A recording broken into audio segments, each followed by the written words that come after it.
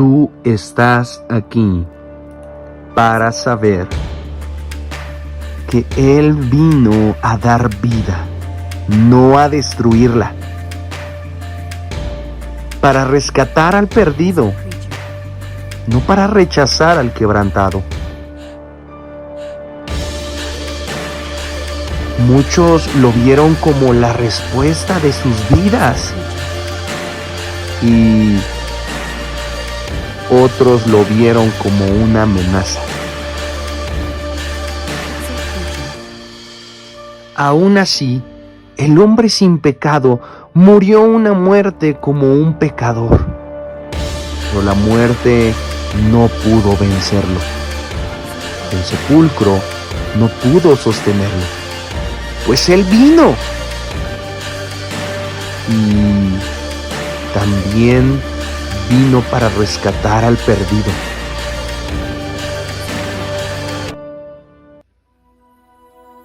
A través de la historia,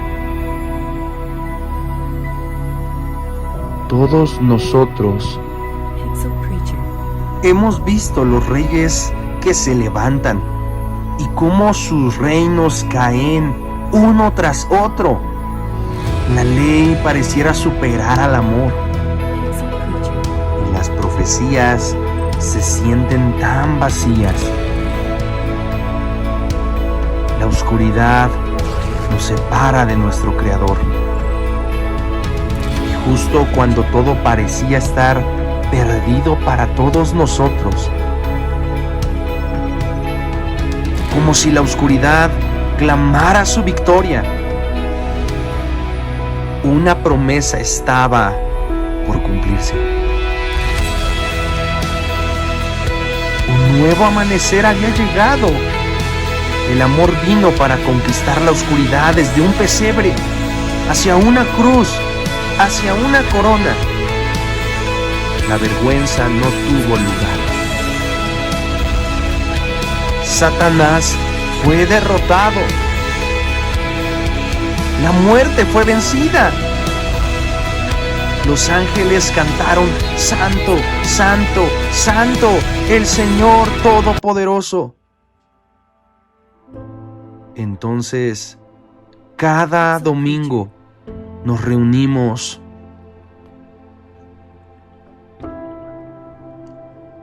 lo que llamamos iglesia. Pero, ¿a qué la Biblia llama iglesia?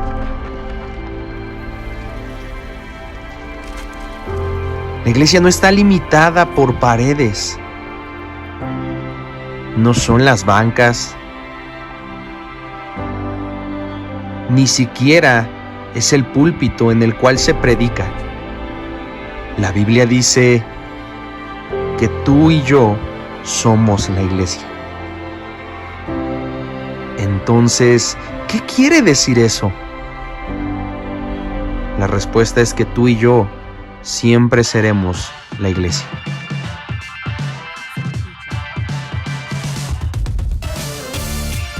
Hay poder en nuestra adoración. Jesús se goza en los que le adoran. Somos llamados para servirnos unos a otros en todas las circunstancias, pase lo que pase. Hay fortaleza en la comunidad cuando estamos reunidos y nos amamos como miembros de un mismo cuerpo. Todo le importa a Dios y no hay persona en la cual Dios no pueda hacer una obra majestuosa. Jesús cambia todo en nosotros y Él es aquel que cambia lo viejo en nuevo. Bienvenidos a la iglesia.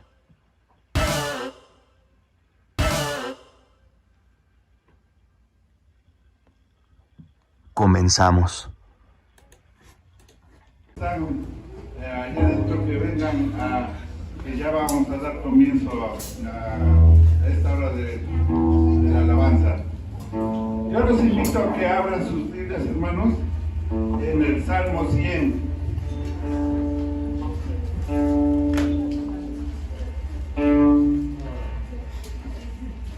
Salmo 100, del 1 al 5, dice la palabra de Dios así: cantad alegres a Dios, habitantes de toda la tierra. Servid a Jehová con alegría, venid ante su presencia con regocijo. Reconocer que Jehová es Dios, Él nos hizo y no nosotros a nosotros mismos. Pueblo suyo somos y ovejas de su prado. Entrad por sus puertas con acción de gracias, por sus atrios con alabanza, alabadle, bendecid su nombre. Porque Jehová es bueno, para siempre su misericordia y su verdad por todas las generaciones. Amén, hermanos. Pues dice la palabra de Dios que cantemos con alegría, ¿verdad? Con gozo, con regocijo, ¿verdad? Porque Dios es bueno y para siempre es su misericordia. Amén. Le damos gloria a Dios. Vamos a hacer una oración. Bendito Dios, te damos gracias en esta hora. Gracias, Padre bendito, porque nos permites estar aquí reunidos como familia. Y yo te pido en el nombre de nuestro Señor Jesucristo que seas tú, bendito Señor, en esta hora, y que, bendito Dios, te cantemos con gozo, con alegría y felicidad. Amén. Te damos gracias en el nombre de nuestro Señor Jesucristo. Amén. Amén. Amén. ¿Por qué no le da un fuerte aplauso al Rey de Reyes? ¡Aleluya!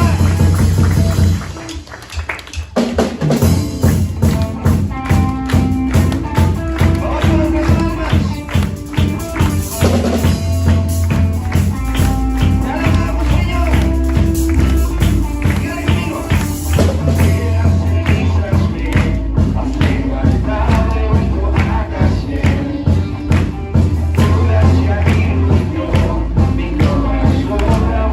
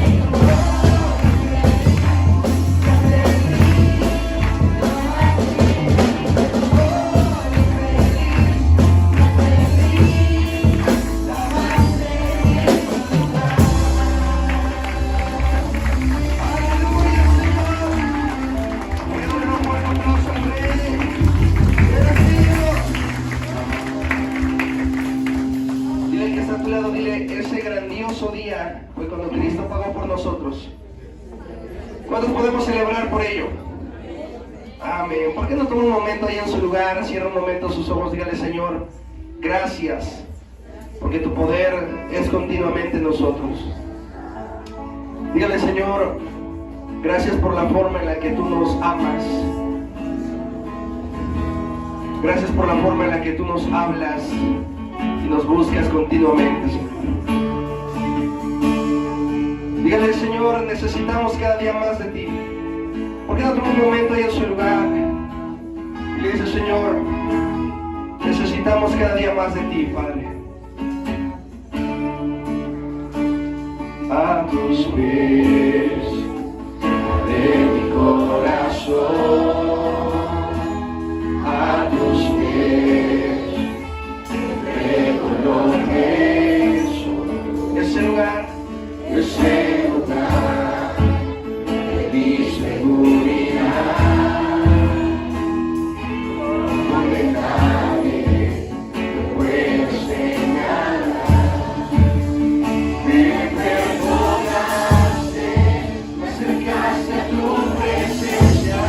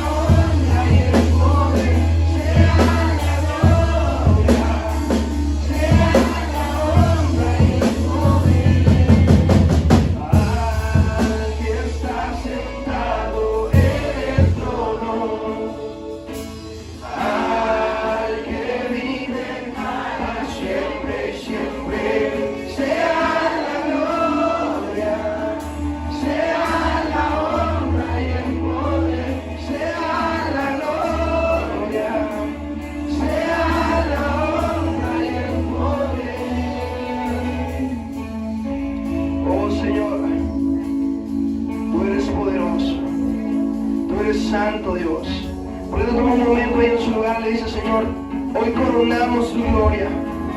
Hoy coronamos al que está sentado. Hoy coronamos al que vive y reina. No se distraiga, dígale, Señor, hoy queremos alabarte. Hoy queremos glorificarte. Decimos santo, santo, santo, santo, santo Jesús. Santo, santo, santo, santo, santo Jesús. Oh Señor, queremos adorarte, queremos exaltarte, Señor, queremos rendirte, Padre, alabanza. Dígale ahí en su lugar, Señor, tú eres grande, tú eres poderoso. Dígale, Señor, oh, yo te adoro a ti, Señor. Te adoramos a ti, Señor.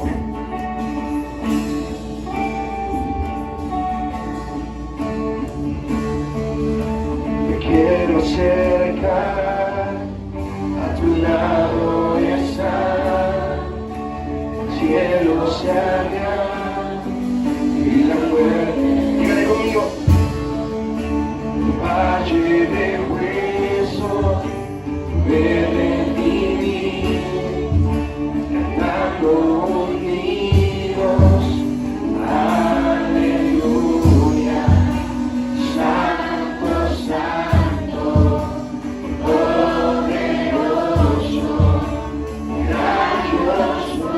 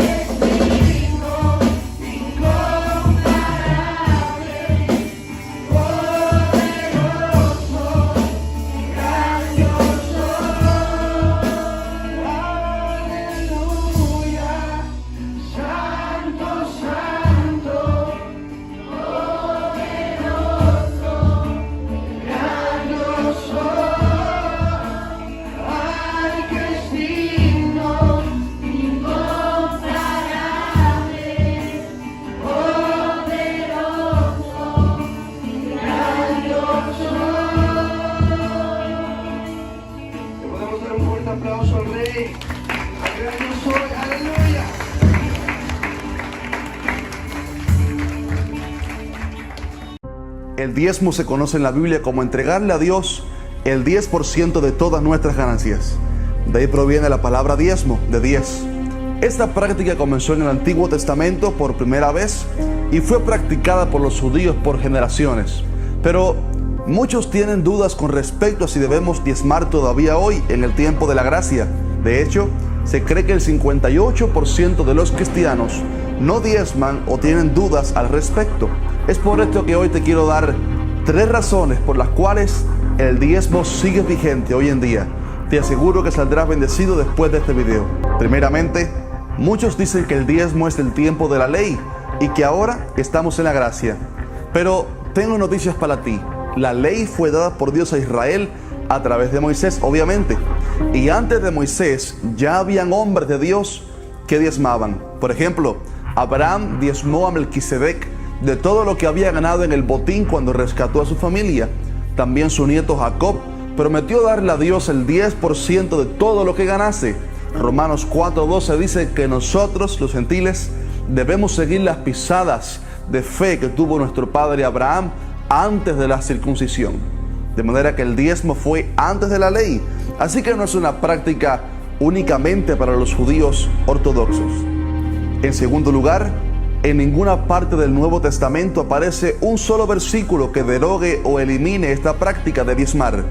Más bien, Jesús enfatizó la importancia de seguir haciéndolo. Por ejemplo, Él criticó a algunos que diezmaban, pero que habían olvidado la justicia, la misericordia y la fe. De esta manera les criticó que lo más importante eran estas cosas, pero luego no descalificó la importancia del diezmo, sino que les dijo, esto era necesario hacer sin dejar de hacer lo otro. O sea, que era necesario el diezmo, pero que no podían dejar de hacer las otras cosas importantes. Y por último, el principio por el cual se estableció la práctica de diezmar.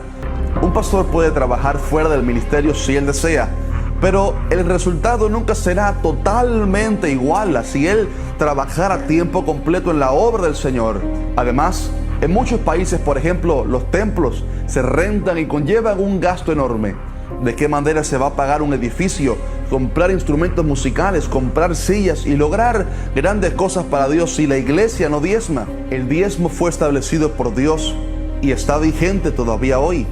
Está claro que diezmar es una obra de fe, pues es apartar el 10% de tu dinero, de tu matemática, para dárselo a Dios. Me despido con estas palabras. El que ama, da y entrega. La Biblia dice que de tal manera amó Dios al mundo que dio a su Hijo unigénito. Si amas a Dios, amas a su iglesia y a la congregación en la cual asistes, sé un dador, porque el que ama, da y entrega. Dios no necesita tu dinero, tú necesitas el beneficio de obedecer. Dios te bendiga. Gloria a Dios. ¿Cuántos están contentos, hermanos? ¿Amén? ¿Estamos contentos? Gloria a Dios. Pues bueno, hermano, en esta hora vamos a orar para entrar en la meditación de la palabra de Dios. Amén. Y vamos a darle a los niños también que pasen a tomar su clase. Amén. Y vamos a quedarnos aquí los adultos. Amén. Y vamos a lo que ellos pasan. Amén. Gloria a Dios. Amén. Vamos a orar, hermanos, que sea Dios hablando en nuestras vidas, amén, y que el consejo de la palabra no solamente sea en esta hora escucharlo y que quede ahí en algo que escuchamos, sino que nuestro corazón cada día tenga ese compromiso de poner por obra todo lo que escuchamos de la palabra de Dios. Amén. Padre, en esta hora le damos gracias.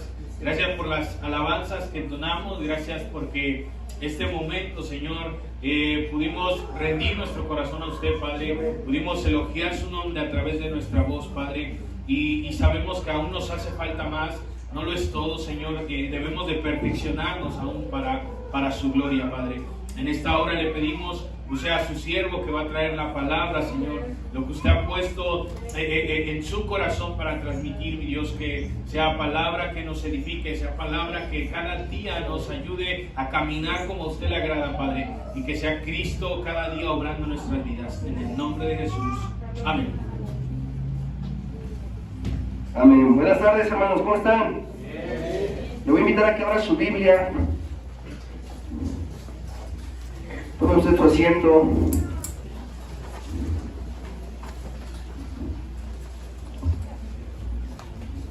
El día de hoy vamos a iniciar una serie, dile que está a tu lado, muy importante. En algún otro momento lo hemos mencionado, lo hemos estudiado, pero en esta ocasión el Señor nos movió al área pastoral a hacerlo de una forma más explícita, de una forma más escalonada y de una forma como que más pausada. Amén. Y el día de hoy vamos a hablar acerca de entendamos la Navidad. Es muy importante que, al igual que en su momento explicamos por qué no celebramos Halloween, expliquemos de una forma correcta y recta la Navidad, ¿cierto o no? ¿Creen que sea importante o no? Sí. Dile al que está a tu lado, entendamos la Navidad. Y para iniciar, quisiera que le rogáramos al Señor que nos ayude a entender su palabra. Amén. Señor, queremos agradecerte porque tú eres santo y porque sobre todas las cosas, Dios, tu sacrificio fue enteramente completo, Señor. Gracias, Dios, porque tú tienes todo en control y las cosas que nosotros no podemos controlar, tú sí las controlas. Y la mayoría de las veces, Dios, nos demuestras que tú estás por encima de todo. Así que te damos gracias, Dios, por lo que hoy tú harás, por lo que tú hoy hablarás, y creemos, Señor, que saldremos de este lugar maravillados de tu grandeza. En el nombre de Jesús, y todos decimos amén. Cuando hablamos de la Navidad, antes de comprender esto, tenemos que hablar de las cosas que sucedieron antes. Dile al que está a tu lado, las cosas que sucedieron antes. Y una de las cosas que tenemos que preguntarnos es, ¿por qué Jesús tenía que venir desde el vientre de una madre? ¿Y por qué tenía que iniciar su habitación en esta tierra desde el vientre de una madre? ¿Y por qué no llegó Jesús así de la nada, no? Y apareció ya siendo adolescente. Imagínate cuánto cuestionamiento puede llegar a haber en una persona que continuamente piensa el por qué Jesús tuvo que haber pasado por cada etapa de la vida. Y una de las cosas, hermanos, que vamos a entender el día de hoy es que el sacrificio de Jesús tenía que ser, di conmigo, completo y totalmente perfecto. Es decir, que al ser completo tenía que satisfacer a todas las edades que existen en esta tierra. Y de una u otra forma, hermano, la primera etapa que nosotros tenemos en la vida es la etapa de la niñez o la etapa de los bebés. Y muchos de nosotros tenemos una cosmovisión errónea de los bebés. Muchos de nosotros tenemos una idea mormona, y ahorita lo voy a demostrar, donde pensamos que ellos no pecan y pensamos que ellos son inocentes. Pero de una u otra forma, quiero que vayamos a la Biblia el día de hoy, a Génesis capítulo 25, y antes de adentrarnos a la Navidad, es importante explicar cada uno de estos puntos. Fíjate lo que dice Génesis capítulo 25, lo vamos a leer en Reina Valera. Todavía me voy a dar el lujo de leerlo en Reina Valera. Génesis capítulo 25, y vamos a leer desde el versículo 21 al 23. Y todos estos versículos que vamos a leer, dile al que está a tu lado, nos van a demostrar que los niños pecan. Fíjate, ¿ya estás ahí? Si no traes Biblia, puedes ver en la pantalla. ¿Ya estás ahí? Dice así: lloró Isaac a Jehová por su mujer, que era, ¿qué, iglesia? ¿Y qué dice? Y concibió Rebeca su mujer, versículo 22. Y los hijos luchaban dentro de... Ok, imagínate cuántos de ustedes miran un bebé luchando en el vientre. ¿No? Bueno, le voy a decir algo. El ejemplo que está poniendo Génesis es de dos bebés que están luchando dentro del vientre de su mamá. Y mira, vamos a ver otro pasaje. Por ejemplo, vete a Oseas capítulo 12. Oseas capítulo 12, versículo del 2 al 3. ¿Ya estás ahí? Oseas, capítulo 12, Antiguo Testamento, versículo del 2 al 3. Cuando estés ahí me puedes decir amén. ¿Sí? ¿Cómo dice, iglesia? Pleito tiene Jehová ¿con quién? ¿Para castigar a quién? Conforme a sus... Le pagará conforme a sus... Búscalo, pastor. En el seno materno tomó ¿qué? ¿A quién? Y con su poder venció.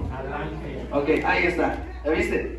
Segunda cosa, otra discusión. ¿Dónde está otra vez esa discusión? ¿En dónde? En el vientre. Vamos a otro, fíjate. Salmo capítulo 58, versículo 3. Salmos capítulo 58, versículo 3. Ahora vamos a regresar a otros. Salmo 58, versículo 3. ¿Cómo dice, iglesia? Se apartaron los impíos desde la... Ok, ¿y qué más? ¿Desde qué? Desde que nacieron. Vamos a otro, ahí mismo en Salmos, capítulo 51, versículo 5. Fíjate lo que dice. En el capítulo 51, versículo 5. ¿Ya estás ahí? Dice así: he aquí, en maldad he sido, y en pecado me concibió mi madre. Así que, hermanos, podríamos seguir toda la tarde y demostrarles tantos ejemplos en donde sí se demuestra que los niños pecan desde que están en el vientre. Ahora, esto nos lleva a lo que Romanos nos explicaba, Romanos capítulo 5:12, ¿te acuerdas? Por tanto, como el pecado entró en el mundo por un hombre... dice, y los que ya tenían INE. ¿Dice así? ¿O dice todo el mundo? Entonces todo el mundo involucra a todos, ¿verdad? Así que, hermano, Jesucristo tenía que venir desde el vientre, porque tú y yo, ¿desde dónde tenemos el pecado? Desde el vientre. ¿Y te das cuenta cuántas discusiones hubo desde la matriz? El salmista los llega a llamar los impíos desde la matriz. Ahora, yo sé que varios de acá en su mente están así como que, ay, pero a mí me enseñaron que los niños no pecan, porque de ellos es el reino de los cielos. Bueno, déjame decirte algo, la cita a la que tú te refieres es Mateo 19:14, pero está en descontexto, porque a lo que verdaderamente se refiere es a lo que se menciona más adelante: desead como niños recién nacidos la leche, ¿verdad? Y no está refiriendo a un niño literal. ¿Cuántos de ustedes han chupado leche a Dios? ¿Verdad que no? Se refiere a un niño ¿qué? Claro, ¿te das cuenta? Así que no aplica tu pasaje famoso, hermano. ¿Te diste cuenta? Porque de ellos es el reino de los cielos. No se refiere a niños físicos, se refiere a niños... Pero fíjate, te voy a dar las dos citas. La cita que tú dices es Mateo 19:14, pero la cita que también encuentras que el deseo espiritual de niños es en 1 de Pedro 2:2. Y ahí se nos explica que Jesús no se está refiriendo a unos niños de físico, sino a niños espiritualmente. Y dice que ellos deben de desear la leche no adulterada, aquella que es espiritual. Por ende, el niño también es espiritual. Ahora, ¿cuántos han visto estos libros? A ver, Libro del Mormón. El Libro del Mormón, ¿cuántos lo han visto? Levanten su mano. Bueno, la idea de creer que los niños no tienen pecado, ¿de dónde creen que viene? De acá. Y me tomé la tarea de traerlo. Si ven a algún mormón que me ande buscando, no le digan que estoy acá. Pero me tomé la tarea, hermanos, para demostrarles a ustedes en este momento visiblemente que esa doctrina no es cristiana, esa doctrina es mormona. ¿Alguien quiere pasar? Rápido. ¿Alguien? A ver, Benji, ven. Fíjense bien. El Libro del Mormón, hay un libro llamado Moroni, en el capítulo 8, versículo 8. ¿Cómo dice? Por allá. Escucha las palabras de Cristo, tu Redentor, tu Señor y tu Dios. He aquí vine al mundo no para llamar a los justos al arrepentimiento, sino a los pecadores. Los sanos no necesitan de médicos, sino los que están enfermos. Ahí escuchan. Por tanto, los niños pequeños son sanos, porque son incapaces de cometer pecado. Por tanto, la maldición de Adán les es quitada en mí. Hasta ahí. ¿Vieron? ¿De dónde viene esa creencia? Del Libro del Mormón. ¿Alguien más? Ven. Asegúrate que sí diga el Libro del Mormón. ¿Sí dice? A ver, dile a los hermanos. ¿Sí dice o no dice? Ok. ¿Qué dice aquí? Moroni, versículo 8. ¿Puedes volverle a dar lectura? Fíjense, para que vean que no lo invento. Escucha las palabras de Cristo, tu Redentor, tu Señor y tu Dios. He aquí, vine al mundo no para llamar a los justos al arrepentimiento. Y ahí, adelante, fíjense. Sino a los pecadores. Los sanos no necesitan de médicos, sino los que están enfermos. Por tanto, los niños pequeños son sanos porque son incapaces de cometer pecados. Por tanto, la maldición de Adán les es quitada en mí, de modo que no tiene poder sobre ellos, y la ley de la circuncisión se ha hasta ahí. Bien, ¿alguien más que quiera pasar a comprobarlo? Ok, creo que es suficiente, ¿va? Entonces, ¿se dieron cuenta? La doctrina de creer que los niños no pecan, ¿de dónde es? Mormona. Y tengo más pasajes del libro del Mormón donde les puedo demostrar que ellos son los que enseñan que los niños no pecan. Sin embargo, en la Biblia acabamos de ver ejemplos donde desde el vientre había que luchas, ¿verdad? Es más, Dios en Salmos los llama a los de la matriz, ¿cómo los llama? Impíos. Fíjate, otra vez, Salmos 58:3. Salmos 58:3. Es muy importante que entiendas esto, hermano, para que entonces puedas ver toda la percepción del por qué Cristo tenía que venir desde el vientre de una mujer. Fíjate lo que dice, Salmos 58:3. ¿Ya están ahí? Sí. Se apartaron los impíos. ¿Desde dónde, iglesia? Desde que sacaron su INE. ¿Desde dónde? Se descarriaron hablando mentira cuando, según ustedes, tuvieron conciencia. Porque según ustedes no tienen conciencia los niños. Pero ahí no dice eso, ¿verdad? Dice, hablaron mentira desde que nacieron. ¿Te das cuenta? Y la grave situación de todo esto, hermanos, es que cuando hablamos de nacimiento, normalmente pensamos inmediatamente en la cosmovisión de que los niños crecen, son buena onda, no les pasa nada. Llegará un momento en el que entonces ya pequen. No, hermano, la Biblia dice que ellos ya son pecadores y que por cuanto por medio de Adán entró todo el pecado, ¿a quiénes? A todo el mundo. Así que tus hijos también necesitan tener una relación ¿con quién? Con Dios. Claro, diga que está a tu lado, no son escondidillas de 1, 2, 3 por todos mis amigos. Cada persona debe de tener una ¿qué? Relación con Dios. Y es muy importante porque si tú no entiendes esto, hermano, tú puedes creer que tu niño todavía no te entiende. Déjame decirte algo, no, hermano, sí te entiende. Y a lo mejor sus pecados no son del mismo tamaño que los tuyos. Es obvio, es niño, eso sí te lo creo. Pero de que peca, peca. Y dentro de todo ello, en Génesis podemos encontrar que el primer pecado que comete el hombre, ¿sabes cuál es? Provocarle dolor a su mamá. Y es tremendo, hermanos, porque si entonces comprendemos y acabamos de ver en la Biblia ejemplos de cómo desde el vientre había discusiones, hay otra parte donde menciona que había dos naciones peleándose una con otra, Jacob y Esaú, ¿se acuerdan? Y leemos todo esto, nos damos cuenta por qué Jesús tenía que venir desde dónde. Cuando Él viniera a esta tierra tenía que nacer desde una mujer y pasar todo el proceso que todos los hombres pasan. Te voy a decir para qué. Para arrancar el pecado de raíz. Si Él hubiera venido en la adolescencia, entonces la salvación solo sería de la adolescencia en adelante, ¿verdad? Pero no, tú y yo creemos que Cristo pagó completamente, ¿o no? Y si pagó completamente, nuestros niños también pueden acercarse a Dios, ¿o no? ¿Sí, verdad? Ahora fíjate lo que dice. Versículo 3, ahí mismo en Salmo 58. Se apartaron los impíos desde la matriz. ¿Y qué más dice? Hablando mentira, ¿desde qué? ¿Cuántos han visto a mi bebé? A mi hija. Hoy no está porque está gripada, pero ¿cuántos han visto a mi bebé? Creo que hasta ahorita la más chiquita, ¿va? De la iglesia. Ella es pecadora. Y no sé tú, papá, que también tienes hijos, pero en mí hay un gran temor diario de que ella se acerque un día a Dios. No decir, no, pues ya que tenga según yo conciencia, pues entonces ya le comparto. No, es desde ahorita, hermanos. Y entonces esa siembra a su momento dará fruto. Pero nosotros queremos instruir a los niños ya que según nosotros tienen conciencia.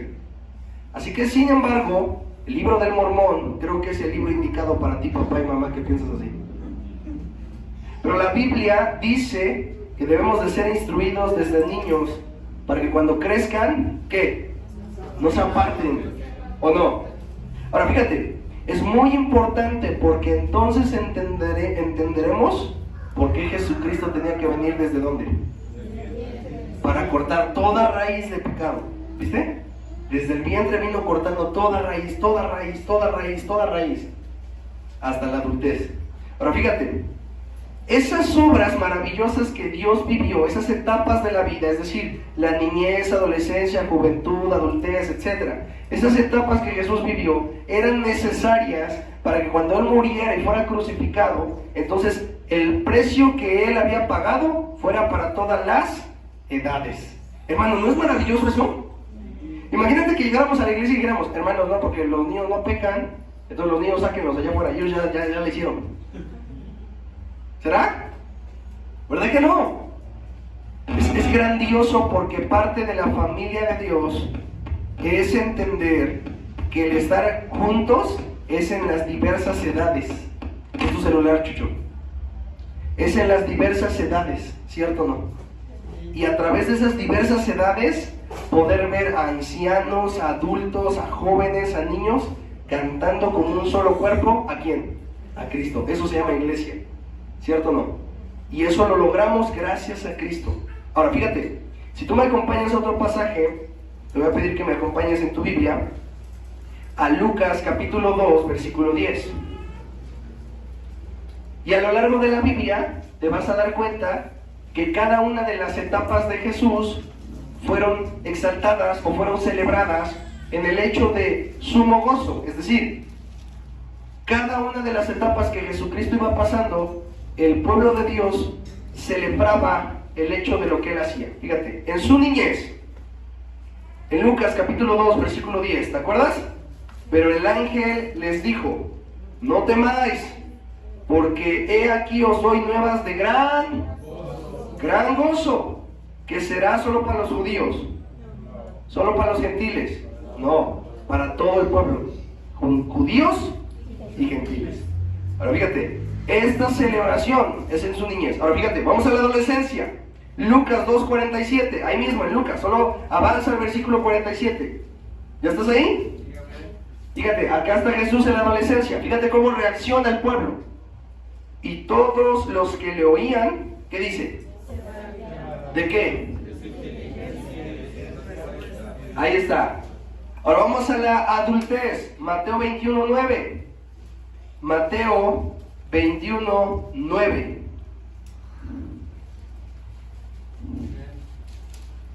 Mateo capítulo 21 versículo 9. ¿Ya estás ahí? ¿Cómo dice, iglesia?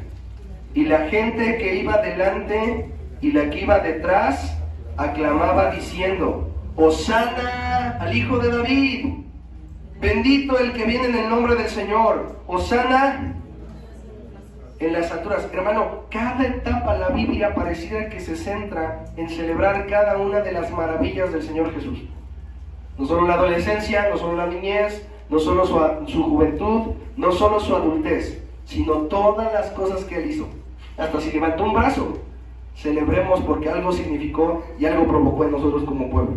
Pero fíjate lo que dice. Si tú me acompañas a 1 de Pedro 3, 1 de Pedro capítulo 1 versículo 3. Sé que te estoy dando citas muy rápido, perdón que lo haga así porque necesito tener tantas citas para poderte demostrar lo que te estoy diciendo. Pero en 1 de Pedro capítulo 1 versículo 3, hablando de su resurrección, fíjate lo que dice. Bendito el Dios y Padre de nuestro Señor, que según su grande misericordia hizo, ¿qué, iglesia? ¿Para qué? Por la resurrección. O sea, hermano, hasta la resurrección celebraban, alababan. Ahora, si tú te das cuenta, hermano, el tiempo de adultez continuamente lo celebramos tú y yo. ¿Cuándo? Cuando venimos a escuchar la palabra de Dios. El tiempo de niñez también lo celebramos tú y yo. ¿Cada cuándo? Cada Navidad. El día de la resurrección, ¿cuándo lo celebramos? Cada Semana Santa. Bueno, algunos toda la semana, ¿verdad? Pero de repente, hermanos, nos debemos que dar cuenta que la Biblia pareciera centrarse en celebrar cada cosa que Jesús hizo, alabar cada hecho que Él hizo. y glorificar cada una de las cosas que Él hizo. A lo largo de la historia, cuando hablamos de Navidad, encontramos dos líneas, una que prohíbe y una que permite, pero deliberadamente. ¿Te das cuenta? Lo más grandioso y lo que quiero que hoy entiendas, hermano, es que si el niño que sea o la niña que sea en este mundo nace en pecado, ¿desde dónde crees tú que necesita ser rescatada por Jesucristo? Desde el vientre. Y Él nació en el vientre de una madre y logró ¿qué? Rescatar. ¿Te acuerdas que hasta Juan el Bautista brincó cuando se acercó a Él? ¿Te acuerdas? ¿Te acuerdas? También habla la Biblia acerca de un anciano que estaba en la congregación esperando la venida del Mesías. Y llegaron los papás, José y María, a presentar a Jesús. Ya ven cómo la costumbre es judía. Lo presentaron y dice que ese hombre dio alegría y dio gran gozo porque había conocido a su salvación. ¿Te acuerdas de Ana la profetisa? ¿Qué hizo? ¿Qué hizo? Empezó a decirles a todos sobre el nacimiento de ese niño, ¿verdad? ¿Te acuerdas de los reyes? ¿Cuánto no vas a decir los reyes magos? No. ¿Te acuerdas de aquellos que celebraban continuamente? Ahora, fíjate bien. Jesucristo tenía que nacer desde el vientre de su madre y nosotros teníamos que, escucha, ser despojados del pecado desde el vientre de nuestra. Pero ¿cómo se logra eso? Solo por medio de ¿quién? De Cristo. Si nosotros creemos o pensamos que el pecado se inicia a partir de una cierta etapa, estamos contradiciendo el sacrificio de Cristo. Te voy a decir por qué. Porque entonces Cristo hubiera tenido que venir desde esa etapa. Y no vino así, ¿verdad? Vino desde el vientre de su... Claro, ahora fíjate. Si nos damos cuenta, hermano, todas estas citas que te acabo de dar son celebraciones o exclamaciones de la niñez, de la adolescencia, de la juventud, de la adultez y hasta la última que leímos, de la resurrección de Cristo. Y pareciera que toda la Biblia se centra en celebrar y en festejar lo que Él hace. Por ejemplo, si hoy yo te preguntara, ¿qué cosa tú festejarías a Dios este fin de año? ¿Qué cosa tú dirías, Dios, gracias por esto? A ver, levanta la mano, alguien que me diga. Por la vida que nos ha dado. Por la vida que nos ha dado, ¿alguien más? Yo, por ejemplo, yo agradecería a Dios que este año me dio a mi bebé. Sí, hermano. Por toda la situación que hemos pasado. Ok, ¿qué más? Más específico. Sí, Andy. El trabajo de tu esposo. ¿Alguien más? Por mi familia. Por su familia. ¿Alguien más? Sí. Por llegar a la iglesia. Por llegar a la iglesia. ¿Alguien más? Que nos tenga con vida hasta este día. Que tengan vida hasta hoy en día. ¿Alguien más? ¿Qué le agradecerían a Dios este fin de año? Sí, Robert. Que tienes buena salud. ¿Alguien más? Que ha tenido misericordia. Que ha tenido misericordia de ustedes. ¿Algo más? ¿Qué le agradecerían a Dios este año? ¿Qué hizo este año Dios con ustedes? Y muchos podrían decir, nos dio esto, hizo esto, me permitió esto, pero dense cuenta, todo gira alrededor de gracias a Él.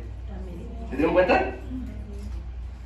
¿Se imaginan, hermanos, lo grandioso que es ver a niños, adolescentes, a jóvenes, adultos, ancianos, celebrar como un solo cuerpo al único merecedor de la gloria que es Cristo?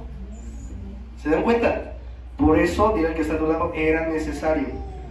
Dile, era necesario que Cristo viniera desde el vientre. Si Cristo hubiera nacido hoy y ahorita entrara María y hubiera mujeres embarazadas aquí, estoy seguro que los bebés de esas mujeres brincarían de alegría, sabiendo que el que ha de nacer es nuestro Salvador. Amén. Pero lo que más impacta, hermanos, es que ¿cómo puede ser posible que desde un niño haya tanto pecado? Te voy a decir algo, porque así somos. Si nosotros no hemos pecado, tú ves al Chapo Guzmán y dices, no, el Chapo es bien malo. Tú ves a los narcotraficantes, hermano. Yo te voy a decir algo, hermano, cuando ellos te ven a ti, a veces das más miedo tú que ellos. Porque a lo mejor no vendes drogas, a lo mejor no tienes armas, pero hay cosas ocultas en las que pecas. Y es igual o peor. Así que todos los hombres que hay en esta tierra han pecado. Fíjate lo que dice Romanos. Acompáñame a Romanos, capítulo 5, versículo 12. Romanos, capítulo 5, versículo 12.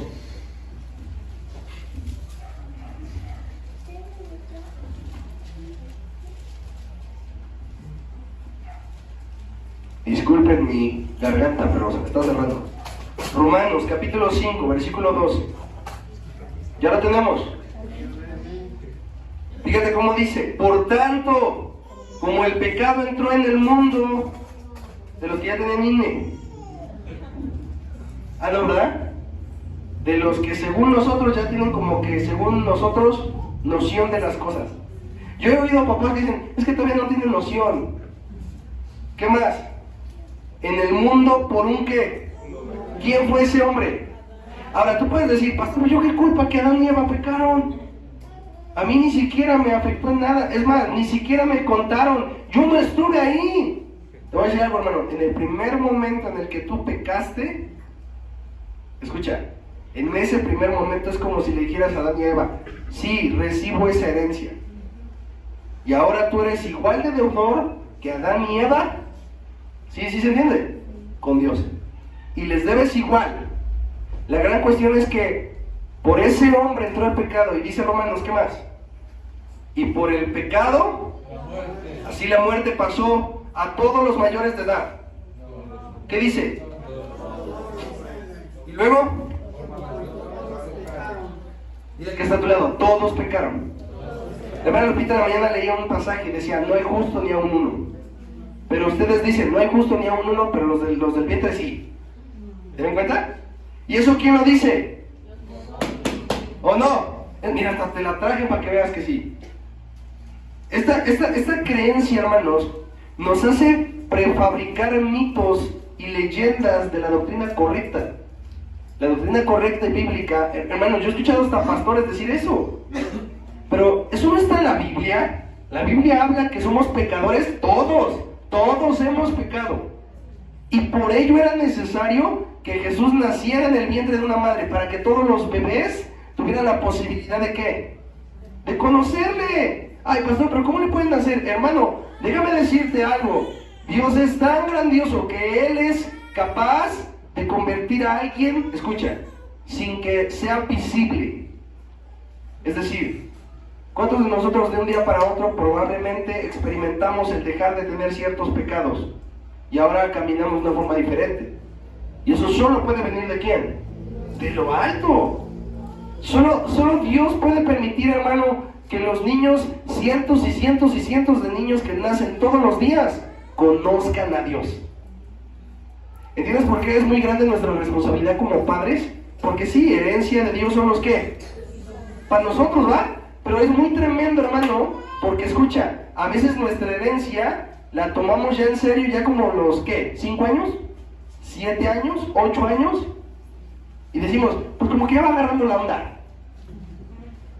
Y no, hermanos, no es así. Todos estamos destituidos de la gloria de Dios. Ninguno merece la gloria de Dios, ni ellos. Hermano, mira, yo creía que sí. Yo creía que los bebés, como que yo decía, ay, ternurita, ¿por qué van a hacer? Y más cuando vi a mi bebé y dije, pero ella qué pecado puede cometer, ¿cierto? No es lo que nos pasa por la mente. Pero lo que no entendemos, hermanos, es que también quién le enseñó al niño a patear a su mamá. También no entendemos quién le enseñó a los niños. ¿Han visto esos niños que están en el hospital o en algún lugar público haciendo fila y ya patearon a la mamá, ya se colgaron, ¿sí? Y algunos de ustedes hasta han dicho, si fuera mi hijo. Esas frases de siempre, ¿no? El grave hecho, hermanos, es que ¿te das cuenta cómo para nosotros el concepto de pecado es como de cierta edad a cierta edad? Pero el concepto bíblico no es así, ¿verdad? El concepto bíblico viene de que desde el momento en que nacemos, desde el momento en el que estamos en el vientre de nuestra madre hasta el último día de nuestra vida, ¿qué? Tenemos que pecado. Así que todos los días, tengas la edad que tengas, necesitas de Dios. Tú no veas a un niño y digas, ay, él a lo mejor hasta 2 años más y ya va a necesitar de Dios. No, él desde ahorita necesita de Dios. Tú no lo veas y digas, bueno, a lo mejor cuando haga su primera comunión. No, él necesita de Dios desde ahorita. Dile al que está a tu lado, como tú y como yo. ¿Te das cuenta? Necesitamos de Dios, seas niño, seas adulto, seas joven, seas lo que seas. Necesitas a Dios en tu vida, de una u otra forma, lo necesitas. Y quítate ese chip de que solo de cierta edad. No, hermano. Imagínate a Dios cuando lleguemos al cielo y todos digan, a ver, ¿quién trae INE? ¿Se imaginan eso? Ahora fíjate, Romanos nos dice que todos han ¿qué? Todos han pecado. Y ese pecado entró por medio de un ¿qué? Y dice, por el pecado, la muerte. Así la muerte pasó a todos los hombres. Todos. Y la palabra hombres no se refiere a solo varones, se refiere a seres humanos. Ahora fíjate, porque es bien tremendo, porque ahora vuelvo a regresar a Salmo 58. Regresa a Salmo 58 y va al versículo 3. Y ahora sí vas a entender lo que dice. ¿Alguien que lo lea fuerte? Se apartaron. ¿Desde dónde, iglesia? Y luego, desde que nacieron. Es tremendo, hermano, cómo lo que una mamá consume emocional, en alimento y en tantas áreas, todo lo que esa mamá consume cuando está embarazada, todo eso sabías tú que le has transmitido al bebé. Y es bien tremendo, hermano, porque no tiene mucho que veíamos un documental donde drogadictos tenían a sus hijos y los niños nacían así, con necesidad de la droga. ¿Te imaginas? ¿Qué te hace entonces pensar a ti que no ha afectado el pecado de Adán y Eva a todos los hombres? ¿Te diste cuenta?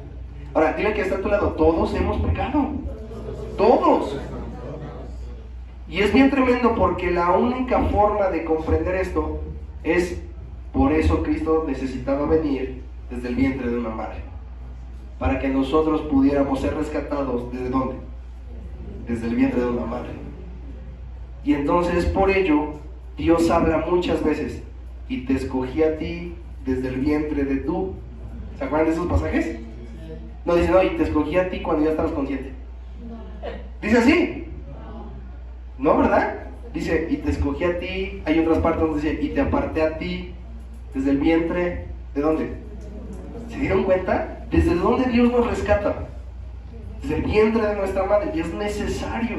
Ahora, yo sé que por tu cabeza pueden pasar muchas cosas, como, pastor, ¿y entonces qué pasa con los niños que se mueren y no siguen adelante o no siguen viviendo y mueren bebés? Bueno, déjame decirte algo, eso es otro tema, pero déjame decirte algo, nuestro consuelo es volverles a ver un día en el reino de los cielos. ¿Sí? Lo más grande y lo más maravilloso es que tú comprendas que la necesidad del hombre no solo fue que fuera rescatado del pecado, sino es que fuera rescatado desde la raíz del pecado. Y la raíz de nuestro pecado viene ¿desde dónde? Desde el vientre de nuestra madre. Ahora fíjate, ya voy a terminar, fíjate. Vamos a la Biblia y enfócate en Lucas capítulo 2, versículo 10. Lucas capítulo 2, versículo 10.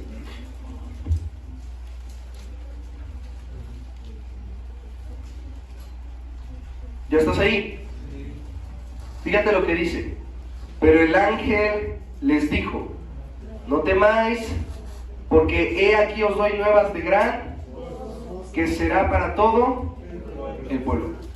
A lo largo de la historia, vuelvo a mencionar, hemos tenido dos escuelas, una que prohíbe y otra que avala la Navidad.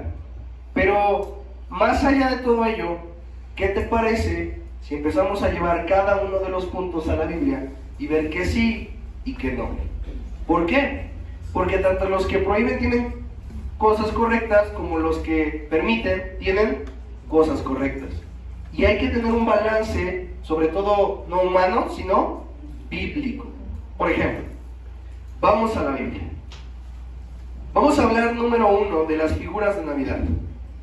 Hay una gran diferencia entre los adornos de Navidad y las figuras de Navidad. La palabra figuras viene de apariencia humana.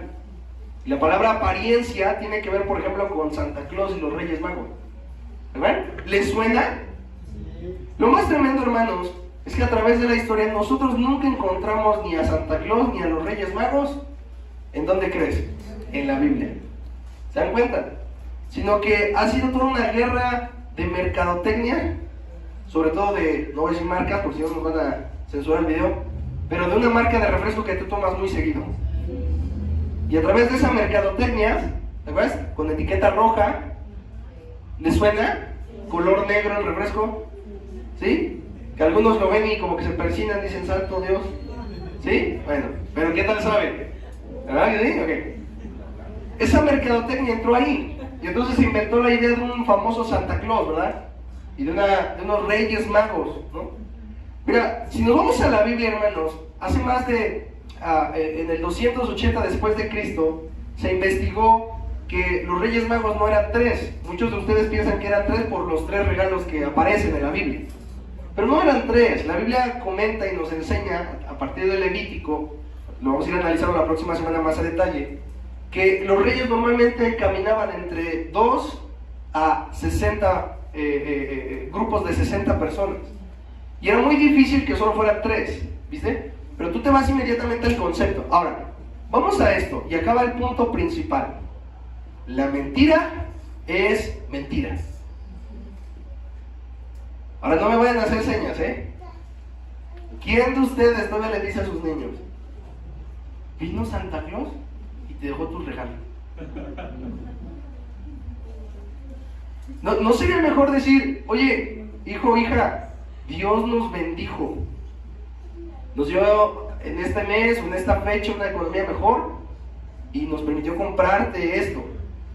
Gracias a Dios, ¿no? Pero muchos dicen: es que la ilusión. Pero déjame decirte algo, la Biblia dice que el padre de mentira es ¿quién? El diablo. Es sencillo. Y mira, y cuando tus hijos crecen y ya según tú ya están maduros, porque ¿viste cómo todo se asocia a que pensamos que son inocentes? Ya según tú ya les dices, ¿no? Mira, hijo, es que no existe, ¿no? Ya como cuando tienen 18, 19. Y entonces ya le dices, ¿no? Y el niño llora, tal vez, ¿no? Otra vez dice: sí, ya lo sabía. Pero de una u otra forma, hermano, te das cuenta cómo se basa todo en mentir. Es decir, es que vino Santa Claus y yo te voy a decir algo, hermano. ¿Qué fumaste? ¿De veras? La mentira es mentira, hermano. Y algo de lo que vamos a empezar a ver dentro de 8 días es que comprendas que estos conceptos son los que nublan la Navidad correcta. ¿Viste? Ahora, fíjate, ¿qué tiene que ver un gordito panzón con Jesús? Sin embargo, escucha, es muy diferente cuando tú enseñas a tus hijos a que todo lo que ha venido de parte de Dios es de Dios. Sea mucho, sea poco, ha venido de Dios. ¿Te diste cuenta cómo cambia todo el sentido? Pero cuando tú llegas y dices: llegó Santa Claus, eso es que totalmente distorsionado, falso, hermano. Ahora te voy a decir algo, hermano. Lo que tú piensas que su inocencia y no sé qué, en biología ya está viendo él el aparato reproductor. Y en las clases continuas que ve en la escuela, ella está viendo cosas que tú ni siquiera te imaginas. Pero tú sigues con que son inocentes. ¿Te dice verdad? Le sigues dando sus ilusiones en Navidad. Y ese grave hecho, hermano, provoca que cientos de personas, escucha, malentiendan la Navidad. Por ello, como iglesias cristianas, nunca es correcto adornar nuestras congregaciones, escucha, ¿cómo? Con Santa Claus, ni con los Reyes Magos, sino solo entender que todo adorno debe de proclamar lo que Cristo hizo en nosotros, es decir, venir en carne y rescatarnos. ¿Te das cuenta? ¿Te das cuenta que creo, hermano, que la Navidad que estamos hablando es otra a la que tú piensas? Navidad tú piensas que es posada, cotorreo, chela, cerveza, baile, tus 12 uvas y ya. ¿Cierto o no? Pero el grave hecho, hermanos, es que esa no es. El sentido del nacimiento del Señor es traer a nosotros un Mesías, un Salvador, desde el vientre de su madre, para rescatar a todas las edades, de todas las tribus, de todas las lenguas, de todos los idiomas, de todos los colores, de todas las clases, de todas las especies. ¿Viste? No a Santa Claus. Yo he ido a iglesias donde hasta sale el Santa Claus así en culto, así bailando y lanzando los dulces. Y los hermanos, ¡ay, se ve bien bonito! Entran los Reyes Magos así con nugget pintado, grasa de zapato pintado del hermano. Y ahí viene el hermano. Y según las iglesias es para que atraigamos la atención de la gente. No, hermano.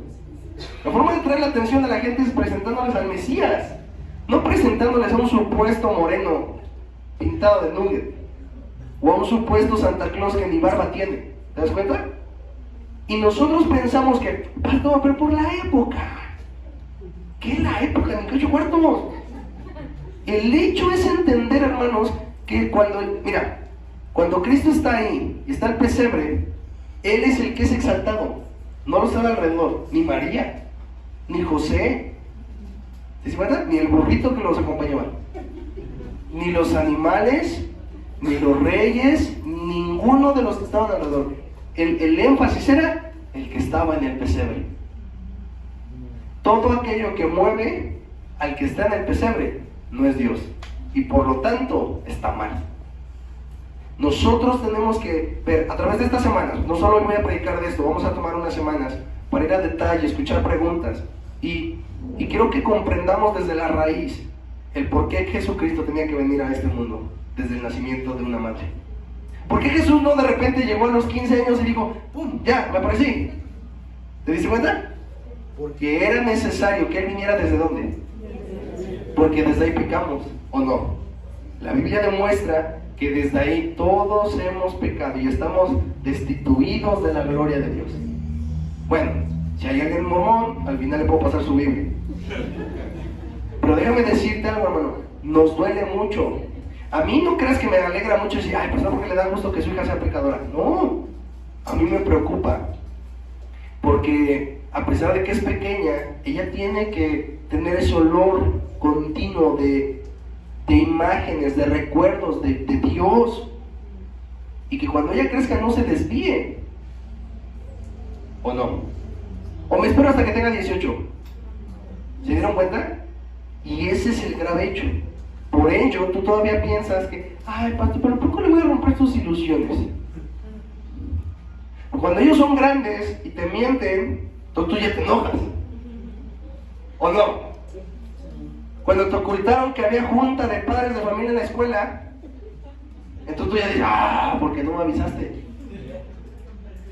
Pero cuando tú le decías que el Santa Claus y que los Reyes Magos, entonces tú le dices, es que es la ilusión. Imagínate que tu hijo ese día que te ocultó algo, se voltea y te diga, papá, mamá, no me pegues. Es que no te avisé lo de las boletas de las calificaciones, porque es la ilusión. ¿Te imaginas? Claro, se aplicaría igual, ¿no? ¿Por qué contigo sí, él no? ¿Te das cuenta? Así que mentira es mentira. Deja de mentirles a tus hijos y de hacerles creer cosas que no son ciertas. Mejor reconoce quién es el que provee todo, hermano. Diles. O sea, ¿por qué nublar al del pesebre y levantar a otros que ni siquiera tienen aquí? Pelen en el entierro, dirían por ahí. ¿Por qué no decir, hijo, hija, Dios es tan misericordioso y tan grande que nos proveyó, que nos dio, que todo este año nos ha sustentado, que todos los años que han pasado, gracias a Él tuvimos que comer, gracias a Él yo tuve trabajo, o tu mamá estuvo en casa, o no te faltaron tus padres, ¿me entiendes? Y entonces ahora sí toda la gloria es para el que está en el pesebre, no para los otros, ¿te diste cuenta? Y por ello se empieza a nublar y a distorsionar el sentido real de recordar el nacimiento del Señor Jesús. ¿Te diste cuenta? Porque empezamos a engrandecer a otros.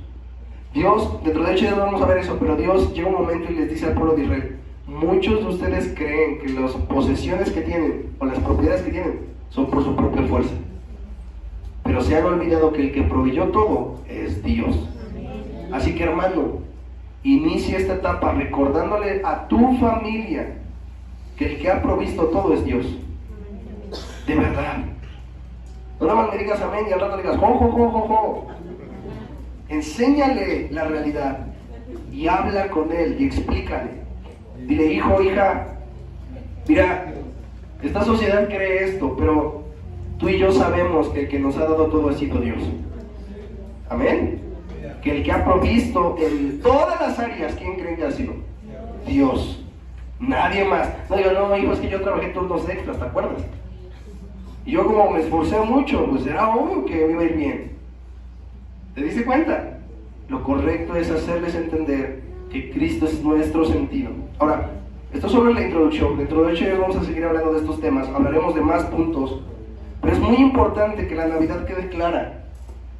Porque a lo largo de la historia este no es un debate nuevo. Continuamente ha sucedido esto. Que sí y que no. Pero hay cosas cristocéntricas que nos pueden ayudar y facilitar a comprender la verdadera Navidad. ¿Amén? Así que dile al que está a tu lado, nuestra provisión es de Dios. No del Santa Claus. No de los Reyes Magos. Dile, ni de ti ni de mí. De Dios. ¿Podemos ponernos de pie?